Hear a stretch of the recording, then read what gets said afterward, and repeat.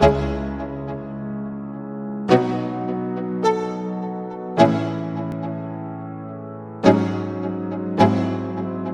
respostas e no cara a cara. Vamos lá, ó. Próximo fato relevante foi no dia 25 de maio, o REC Renda Imobiliária, que é o RECT 11, administrado pela BRL Trust e gerido pela REC, fundo que tem 79.075 cotistas, anunciou que o RECT locou mais uma sala de 112 metros quadrados no Parque Ana Costa, que fica em Santos, né? Santos, litoral de São Paulo, onde tem o Porto de Santos.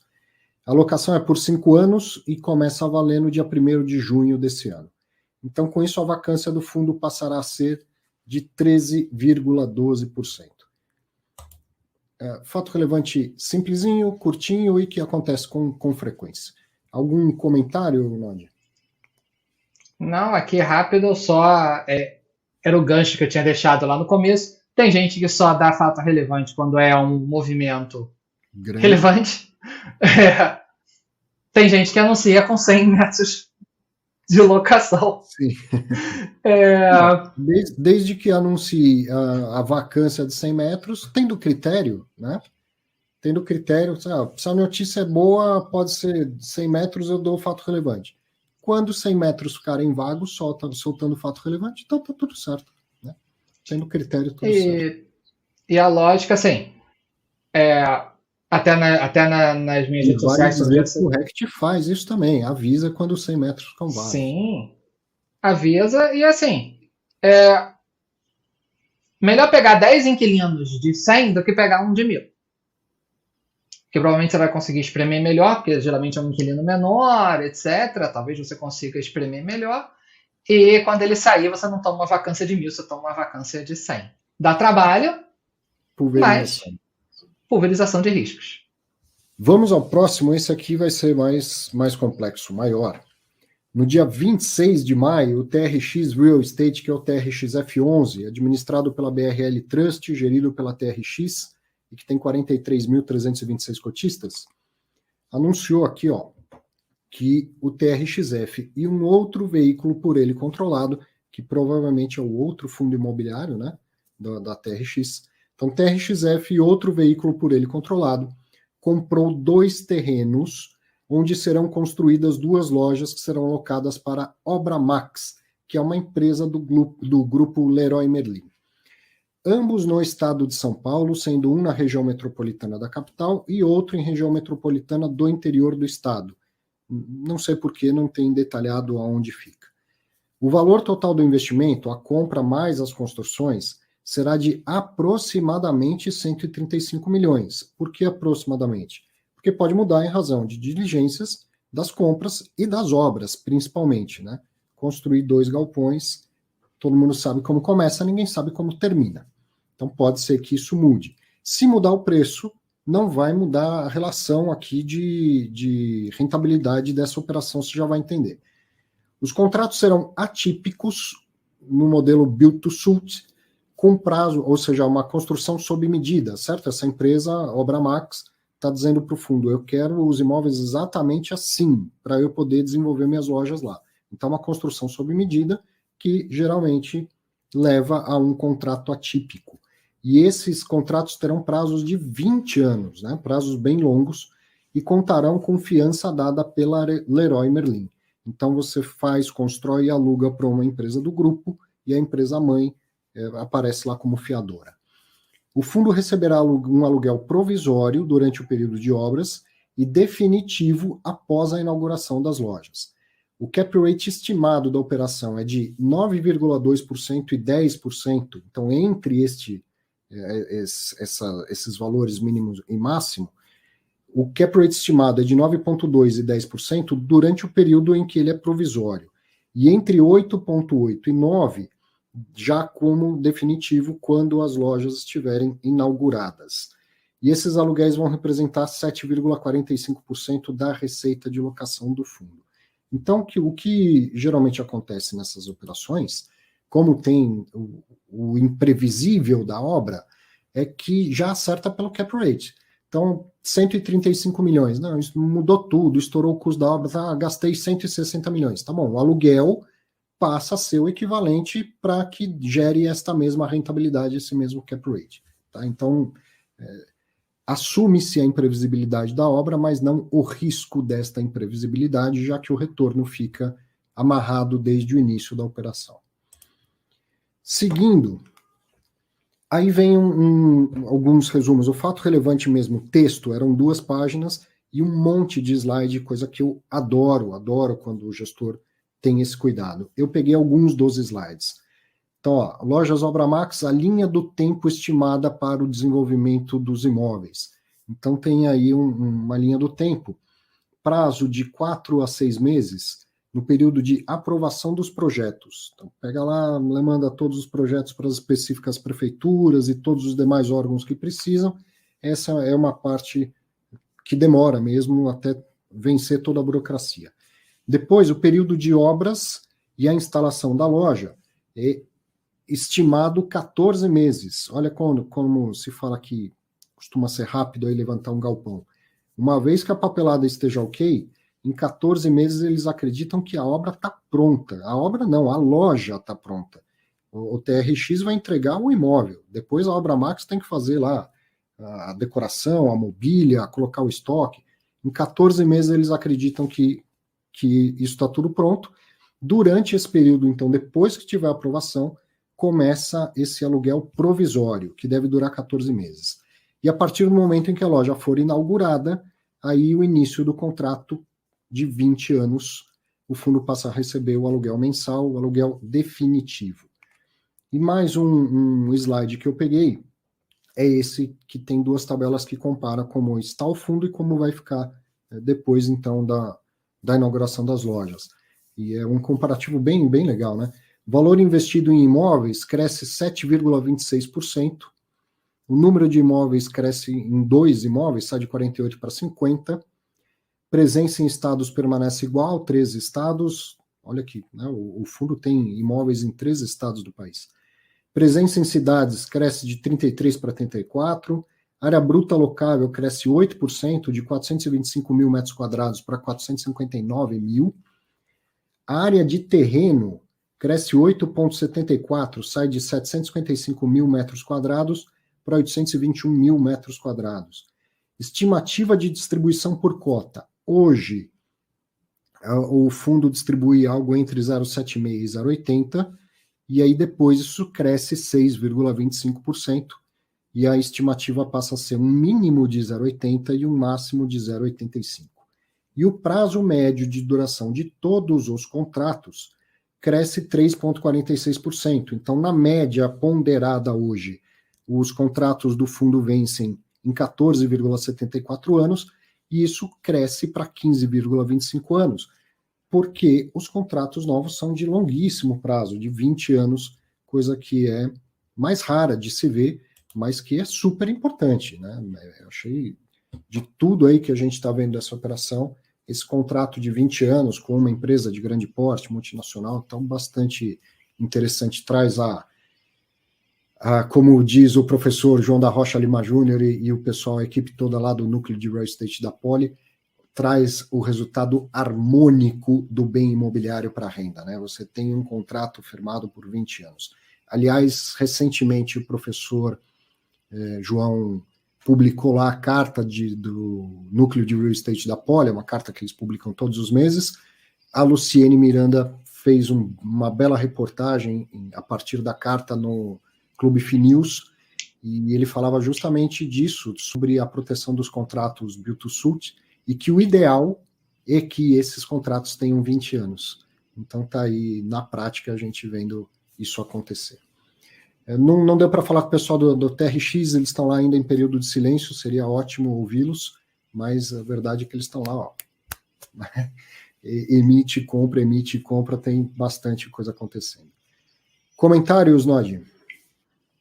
Não, basicamente eu sigo o voto do relator. A informação que falta, inclusive alguém chegou a perguntar lá no comecinho, antes, lá de cima,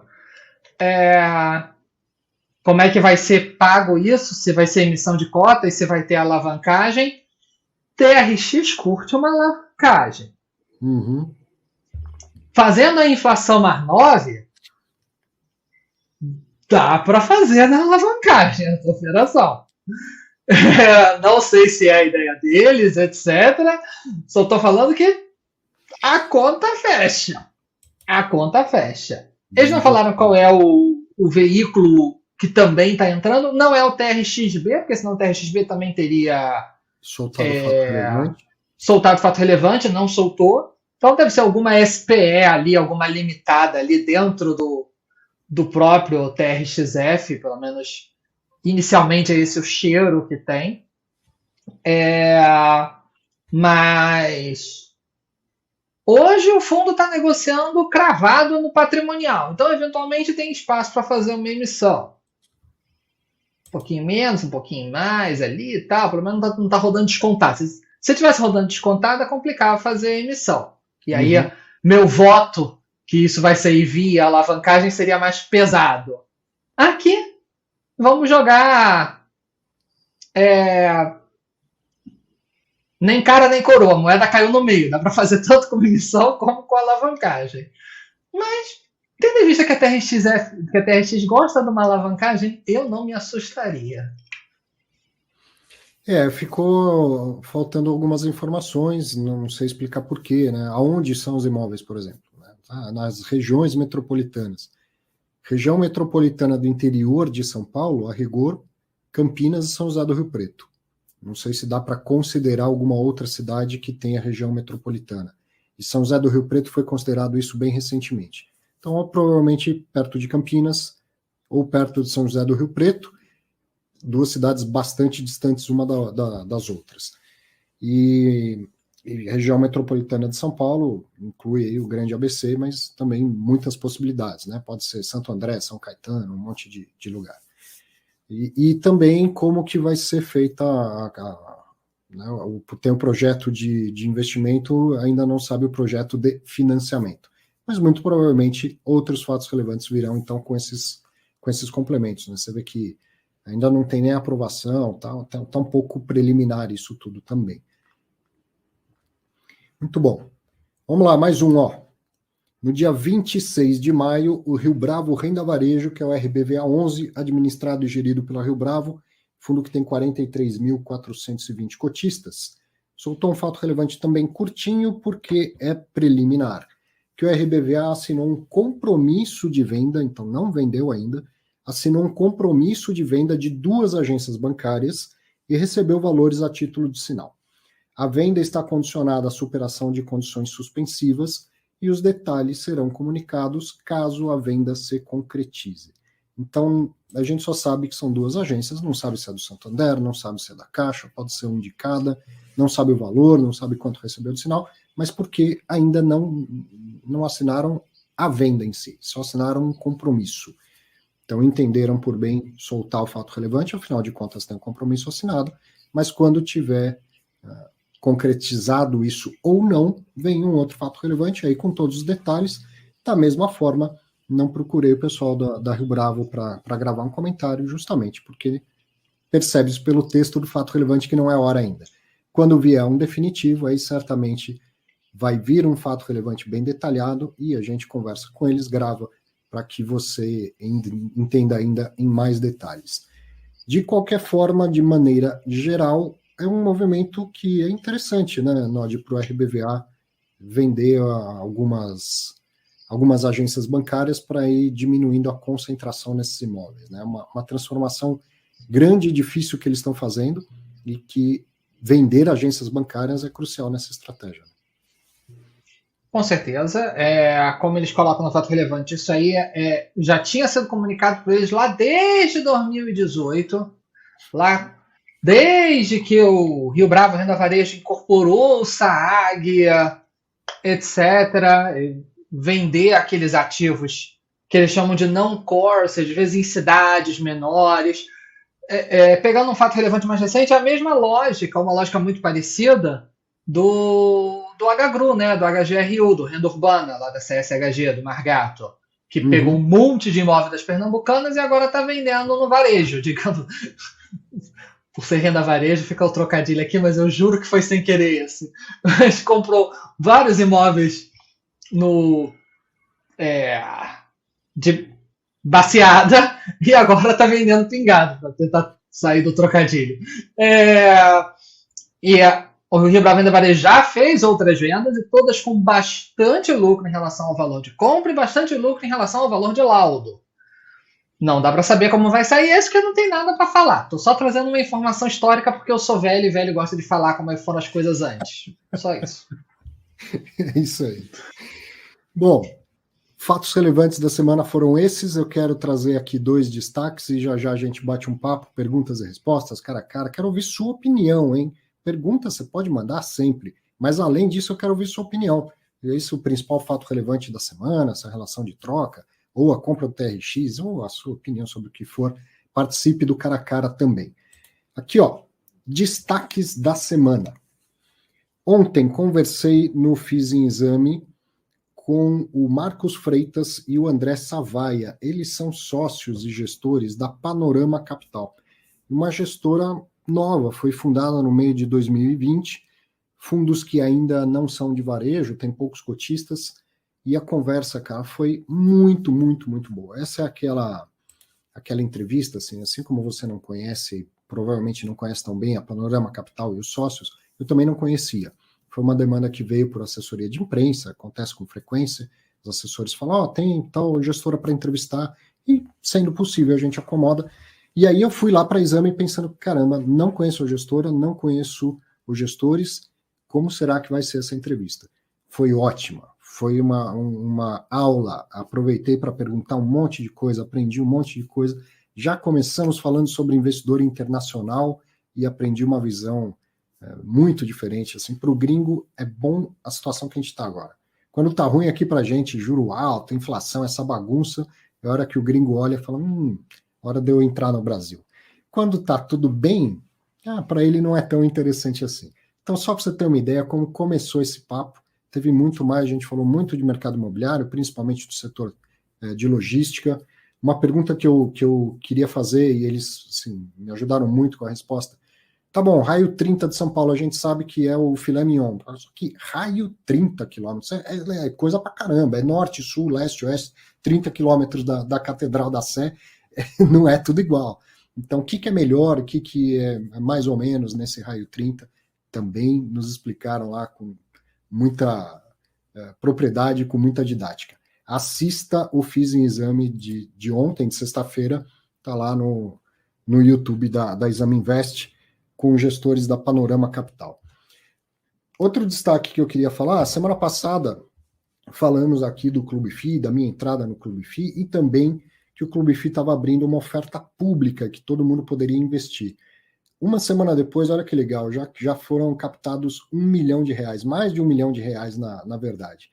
Então, se você não assistiu, não acompanhou, é uma oferta pública parecida com as de fundo imobiliário, mas tem outra regulamentação, é a instrução CVM 588, é um Equity Crowdfunding, que é para empresas de pequeno porte que venham fazer uma captação. Qualquer um pode investir, o valor mínimo é de R$2 mil. Lógico, é importante que você leia lá os documentos, entenda, não é um fundo imobiliário, você não vai investir hoje e receber rendimento amanhã, não tem assim. A única semelhança é que é uma oferta pública, mas você está investindo numa empresa em estágio inicial, com potencial grande de crescimento, mas é uma empresa em estágio inicial.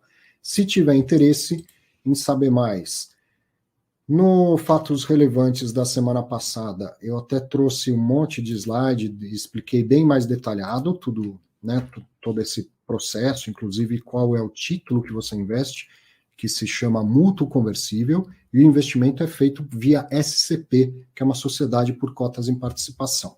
Eu vou deixar o link aqui para você ter acesso a todos os detalhes da oferta, inclusive investir se assim quiser.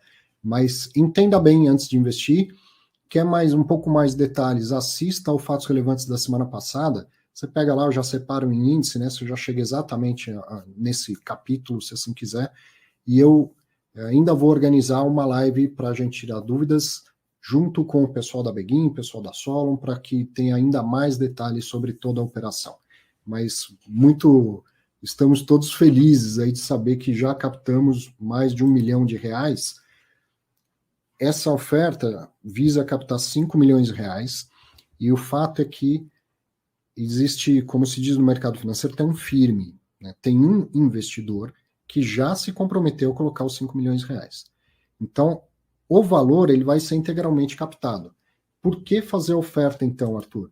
Justamente para dar oportunidade de que qualquer pessoa que assim queira seja investidor do Clube FI, pulverizar uma base de investidores, profissionalizar a empresa, é uma responsabilidade muito maior.